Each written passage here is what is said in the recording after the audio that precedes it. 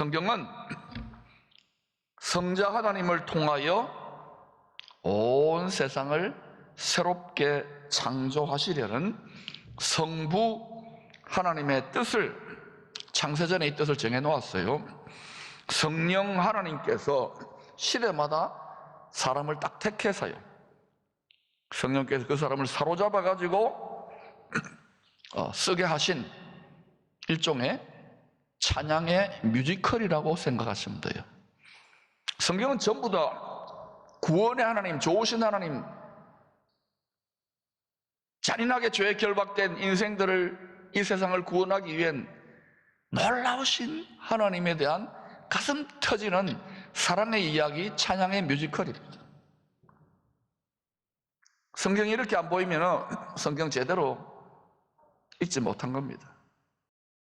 창세기 45장은 구원의 뮤지컬 1막인 모세오경, 창세기, 출애굽기, 레위기, 민수기, 신명기죠. 이 대본 중에서 1막 1장인 창세기의 마지막 주연 배우인 요셉의 이야기예요. 오늘 이야기는 요셉은 오실 메시아 예수님의 역할을 맡은 주연 배우라고 생각하면 됩니다.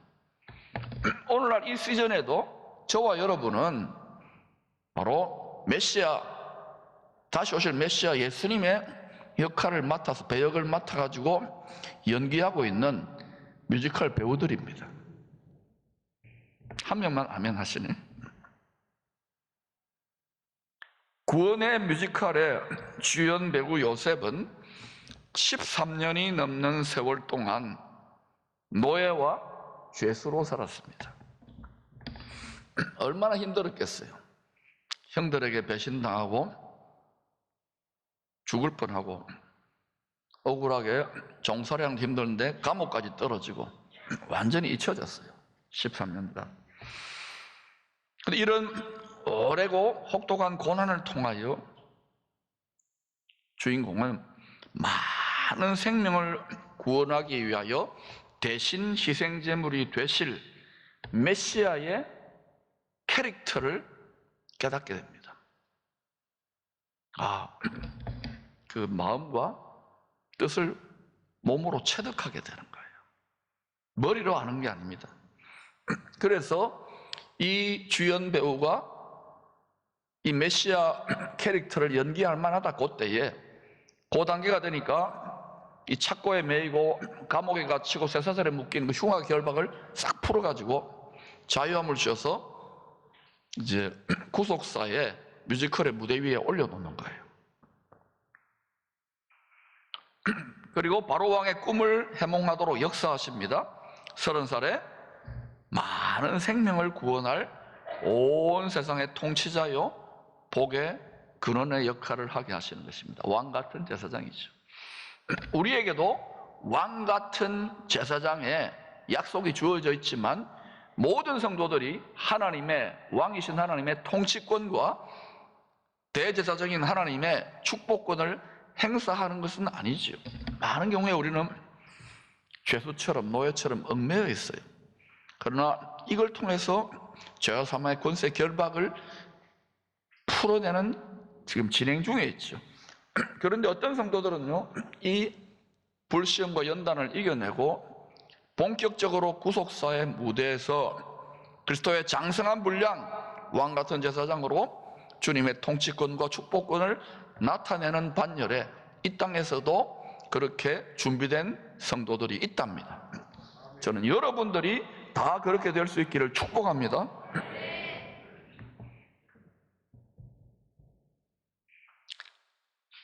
이 단계가 되면 어떤 일이 일어나냐? 하늘에 계신 만왕의 왕의 마음에 합한 요셉을 높이 들으셔서, 권능의 오른손 높이 드셔서 세상 권력, 세상 권세, 피라미드 시스템 머리 꼭대기를 밟고 살아가도록 하시는 거예요. 뱀과 전갈을 밟으며 평강의 복음에 예비한 것으로 신을 신고, 주연 배우의 파란만장한 전화위복의 뮤지컬 드라마를 통하여 마지막 때를 만난 광야 인생들에게 구원의 길, 살 길, 이기는 길을 계시해 주고 계시는 것입니다. 창세기 41장은 주인공이 지혜와 계시로 성령으로 충만하여 바로 왕이 꾼 두 번의 예언적인 꿈을 해석을 해줍니다. 메시아의 캐릭터를 연기할 수 있도록 잘 훈련되고 연단된 요셉을 하나님이 지혜와 계시형으로 충만케 다운로딩을 해주시는 거예요. 그래서 독점적으로, 배타적으로 요셉에게만 하나님이 어떤 식으로 세계를 경영하면서 어떤 식으로 많은 생명을 구원하시려고 하는지를 독점적으로, 배타적으로 계시해 주는 거예요. 왜냐? 요셉은 그 13년에 17부터 시작해가지고 30살 될 때까지 그 청소년과 청년기에, 그 질풍노도의 시기에 성적으로 타락하지도 않았고, 그 속에서 불평함 형들 때려 죽인다고 분노로 이를 갈지도 않았고, 하나님의 은혜가 있는 거예요. 하나님과 함께, 하나님과 동행했어요. 주 예수에 동행하니 그 어디나 하늘나라. 죄수로 있을 때도, 노예로 있을 때도, 잊혀버렸을 때도 늘 심령천국, 마음의 천국, 주 예수와 동행하니, 주 예수와 함께하니, 이걸 지켰던 거예요. 마음을 지키는 것이 신앙생활이에요. 지금은 다니엘서 12장 4절의 예언대로 지식이 폭발적으로 더해지는 인공지능 컴퓨터가 데이터를 처리해서 지혜와 지식에 기반한 5차 산업혁명 시대입니다. 이거 대학에 가면 다 그런 이야기만 하잖아요. 비즈니스에 가면. 수십 년 전에 유대계 미국인인 엘빈 토플러가 쓴 파워 시프트, 권력 이동이라는 책의 내용대로 더 빠르게 이 세상의 오메가 포인트를 향하여, 지금 스포트라인을 향하여 전력 질주해 가고 있는, 전력 질주. 특별히 우리 자녀 세대들은 그 시즌을 감당해야 되는데, 믿음으로. 여러분, 기도를 안 한다는 게, 나는 여러분의 자녀들과 다음 세대를 주야로 기도를 안 한다는 게 나는 참 이상해요. 주님이 주 30년의 십자가 지기 전에 예루살렘의 딸들을 향하여 나를 위해 울지 말고 너희 자녀들을 위해 울라 그랬잖아요. 40년 뒤인 주 70년에 어떤 일이 났습니까? 로마의 디도 장군에 의해서. 역사는 반복되는 거예요. 구속사도. 그러므로 어른 세대들이요, 여러분의 자녀들이 지금 육체적으로 건강하고 안정되게 산다고 거기에 만족하지 말고, 손주 이쁘게 돌보는데 거기 만족하지 말고, 그 아이들의 영혼, 그 믿음의 결국을 바라보며 간절히 눈물로 기도하셔야 돼요. 알아듣기를 축원합니다.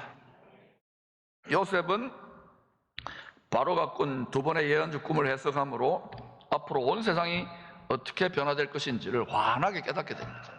아는 거 오랫동안 하나님과 친해졌으니까. 일종의 초자연적인 계시적인 통찰이라고 할 수 있겠죠. 그런데 더 놀라운 것은 이런 걸 말해도요, 왕들이 다 무시합니다. 선지자들이, 친구들이, 하나님 친구들이 박살나잖아요, 순교하고. 그런데 놀랍게도 당시 세계 최고 권력자인 바로 왕이 요셉의 이 예언적인 꿈 해석을 하나님의 세계 경영 계획으로 진심으로 믿었어요. 이거 누가 역사한 걸까요? 네. 그러니까 어떨 때는요, 선지자 되면은 고생직사게 하면 순교합니다. 어떨 때는 또 잘하면은요, 이렇게 왕 같은 제사장으로 이렇게 높여지기도 해요. 우리 대한민국은 그렇게 될 수 있기를 축원합니다. 고생직사게다가 순교하는 건 낫잖아요. 순교도 뭐 영광이지만은 이왕이면 더 신나게 쓰임 받으면 좋잖아요. 아마 우리 한국 민족은 열방의 천국 복음을 위하여 열린 문을, 모든 분야에 다 문을 여는데 특별히 복음의 문을 여는, 그러니까 민족으로 택함을 받았다고 저는 자꾸 믿어져요. 이걸 미리 냄새를 맡고 준비하십시오. 우리의 다음 세대 그렇게 준비하는 거예요. 이 작은 나라 정도가 아니라 열방을 경륜할지어다, 하나님 나라의 인재들이 일어날지어다. 방과 학교나 이런 전부 다 이런 것 때문에 하는 거예요. 기쁨으로 내다보면서 많은 생명을 구원하시려는 뜻을 요셉에게 미리 알려주셔서 7년의 경제적 풍요의 때에 흥청망청 다 써버리지 않았어요.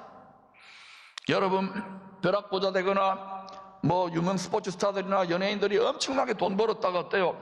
마약에 중독되고 흥청망청거리다 왜 육체 종류 안 보이는 인생의 자랑으로 그냥 이게 인생이에요. 그래 그 몇 년 뒤에 보면은요 완전 쫄딱 망해가지고 노숙자 되고 거지 되는 경우도 많아요. 요셉이 거짓 하지 말라고 딱 적당하게 즐기고 적당하게 하고 깨어있으라 그런 거예요. 여러분도 깨어있기를 축원합니다. 만약 앞으로 정말 이민족을 하나님 높이 들어서시면 우와 살판났다 하고 하지 마세요. 왜냐?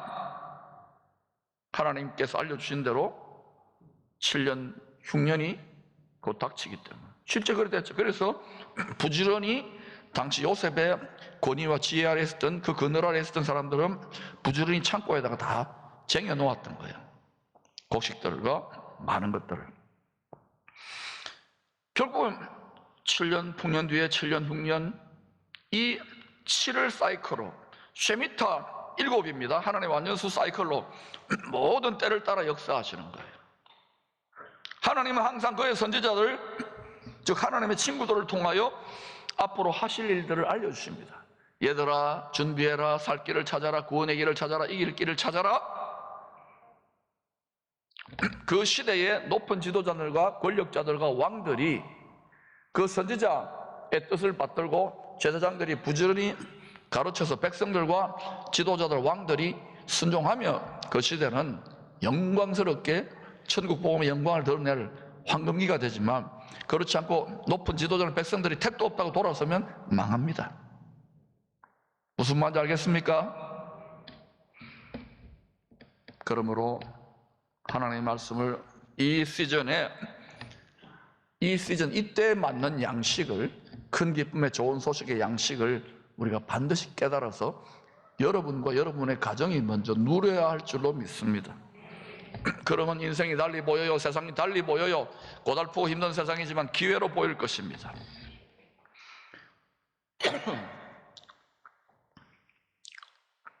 요셉이 다스리던 애굽을 제외한 온 세상이 식량 부족으로 굶주리기 시작합니다.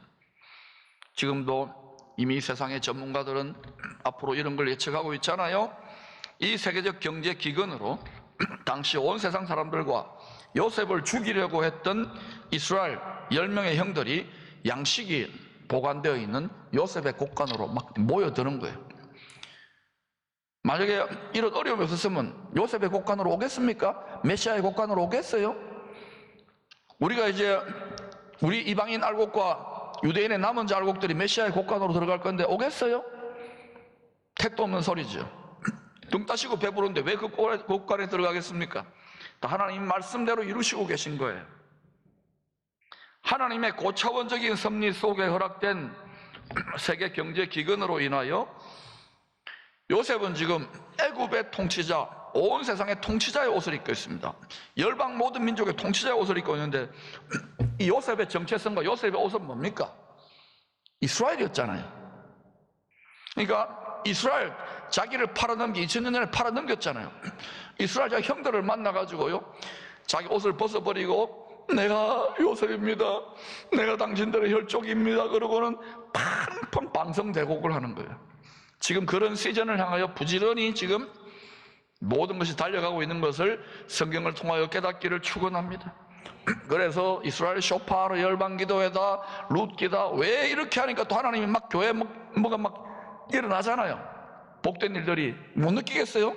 냄새를 못 맡겠어요? 하나님 선물을 주시고 멸류관을 주시는데도 멍하니 있습니까?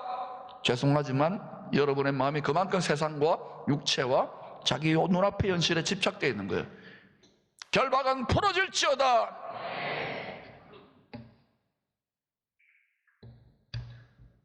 앞으로 전 세계에 이 성경은 그들의 언어고 그들의 문화이기 때문에 그 중에서 이 신학적인 사상이나 성경 해석의 패러다임도 상당히 달라질 겁니다. 하나님이 그렇게 하셔요. 그러므로 여러분 겸손하게 잘 배우십시다. 저도 조금 배운 거 지금 나누고 있는 거예요. 조금 먼저 깨달은 거. 이때 요셉은 감독님께서 자신을 오랜 고난을 통하여 단련하여 온 세상을 구원하기 위해 왕같은 제사장 메시아의 캐릭터를 맡게 하신, 그것도 주인공으로 맡게 하신 하나님의 섭리를 깊이 깨닫고 있었습니다. 맡은 분량, 배역의 분량이 크지 않으면은요, 연단도 별로 시시해요. 그냥 조금 상처가 삐져가지고 한 50년 교회 나가다가 마지막에 몸 아파가지고 난 당할게요. 부끄러운 건 아닙니까? 여러분, 이 땅에서 우리가 주님 때문에 눈물 흘리고 냉수함을 바치고 고생하고 희생하고 복음을 위하여 순교를 못할지언정 이게 전부 다 하늘의 상이에요. 예수님 때문에 칭찬받고 대접받고 상 다 받은 거예요. 너무 그러니까 알아주고 막 안 알아주면 막 담임 목사 안 알아주면 섭섭하게 들리고 이러지 말란 말입니다. 말란 말입니다라고 말란 말입니다라고 말했잖아요. 여러분이 저 안 알아줘도 돼요. 그러나 여러분, 감독님 눈에 들어야 돼요. 모든 것은 구원 드라마, 구원 뮤지컬에 감독님 눈에 들어야 캐스팅됩니다. 그때 왕 같은 제사장 되는 거예요. 왕비가 되는 거예요. 여러분이 삐지고 삐쭉빼쭉 한다면 그만큼 여러분 어린아이라는 걸 알아야 돼요. 교회가 천국 복음을 열방에 전하려는 거 하니까 이것저것 뭐 헬스다 뭐다 또 총회 다니까요 삐쭉빼쭉 하면서 일어나잖아요. 그건 정상적인 거예요. 따라합시다. 아이들은 싸우면서 큰다. 많이 싸우세요. 그래도 크는 거예요. 여러분이 성장하면요 품을 수 있습니다. 우리가 얼마나 많이 품게 되었습니까? 넓은 마음, 지혜의 마음, 완전한 제자신 하나님의 마음을 갖게 되는 거예요. 할렐루야. 마음이 간장종지같이 작아진 분들은 와장창 중창 그 마음그릇이 깨어질지어다. 확장될지어다. 날마다 죽노라 날마다 깨어지노라. 할렐루야. 여러분이 열방의 천국 복음을 전파하려고 날마다 깨어져요. 할렐루야. 그게 축복이에요. 바울을 보세요. 다 두려워가지고 이렇게 간장종지처럼 있지 말고 나중에 재미있어요. 그러면 사람은 참 희한하게 만드셨어요. 하나님. 그래서 왼수 같은 형들을 요셉은 용서할 수 있었어요. 여러분이 이 캐릭터를 소화하지 못하면 어떻게 돼요? 이 배역을 소화하지 못하면 형들이 옵니다. 형들을 알아요. 얼굴이 일그러지면서 자기가 철퇴를 치지 않고 종들에게 부하들에게 죽여버리라. 여러분 마음에 그런 마음이 있죠? 집 안팎에서 기르는 왼수들을 향하여 하나님 벼락을 다 떨어뜨리면 이런 새벽 기도하는 분도 없기를 바랍니다. 저는 그런 분들 많이 봤어요. 하나님 효과적으로 이혼하게 도와주시옵소서. 하나님 저 인간의 벼락을 떨어뜨려 주시옵소서. 절대 응답 안 됩니다. 자기가 벼락 맞아요. 자기가 깨어져요. 그래서 사람이 되는 거예요. 아버지의 마음을 깨닫는 거예요. 아직도 철이 안 들었냐? 나의 자녀들아. 그러니 여러분이 이걸 깨닫게 되면 지금까지 여러분의 예수 믿고의 모든 한숨과 탄식과 외로움과 답답함과 고통이 순식간에 역전되는 거예요. 그 요셉의 놀라운 고백을 들어볼까요? 창세기 45장 6절 8절입니다. 시작. 이 땅에 2년 동안 흉년이 들었으니 아직 5년은 밭갈이도 못하고 하나님이 큰 구원으로 당신들의 생명을 보존하고 당신들의 후손을 믿음의 후손이죠. 나를 당신들보다 먼저 보내셨나니 그런즉 나를 이리로 보낸 이는 당신들이 아니요 하나님이시라. 하나님이 나를 바로에게 아버지로 삼으시고 그 온 집의 주로 삼으시며 애굽 온 땅의 통치자로 삼으셨나이다. 우리가 예수 믿고 이 구원의 방전으로 인도하신 게 누구라고요? 재수가 없어서 예수 믿는 게 아닙니다. 중년 남자들요 은퇴해가지고 부인 손에 끌려가지고 교회 나오는 게 세상에 해서는 안 될 세 가지 일 중에 하나랍니다. 그렇게 나오신 분 있습니까? 감사하고 그 사모님을 업어주시길 바랍니다. 물론 살이 좀 찐 천사이기 때문에 좀 다리가 아프겠지만 그래도 업어주세요. 남자분들도 마찬가지. 지금 이 시대는요 과거에 어떻게 믿을 때 지금 제대로 믿을 때입니다. 특별히 지금 집중적으로 공동체 가운데 역사하는 이때에 면류관 쓸 수 있기를 축원합니다. 상 받기를 축원합니다. 믿음의 선물 받기를 축원합니다. 이렇게 간절히 호소해도 못 알아먹는 분들은 어쩔 수 없어요. 나의 나 된 것은 요셉이 지금 하나님의 은혜라고 바울과 본질상 같은 터져나오는 감격의 찬양을 하고 있는 거예요. 바울이 로마 감옥에서 빌립보 감옥에서 얻어 터지고 있을 때 기뻐하라. 누가 감옥에 있는 거예요? 그런 물리적인 감옥에 있지만 그 영혼은 세상과 육체를 초월하여 그 너머에 있는 하늘의 영광을 보고 기뻐라 기뻐라 하고 있는데 바깥에 있는 빌립보 성도들은요 바들바들 떠는 거예요. 아, 우리 사도 바울 고생하고 있구나. 눈이 열렸죠.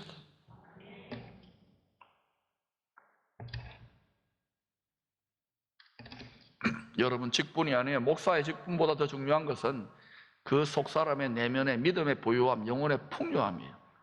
이 하늘의 무형의 전략 자산을 잘 지켜보십시오.